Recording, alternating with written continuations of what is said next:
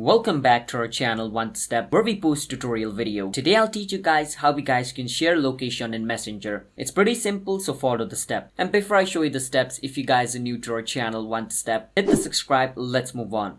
So let's say I want to share my location in this group called Deno. What I can do is click on Deno, and once I'm inside Deno, what I can do is I can click on the plus icon right at the bottom left corner. Once I click on plus, it's going to show me this. Now my location is not turned on, that's why it's showing this. In your case, if your location is on, you can already share the location. But first I will turn on my location. I will click on turn on. And once I'm over here, I'm going to click on allow while using app. Once I do that, the map will open up over here like this. Now at the bottom, you can clearly see this option called start sharing live location.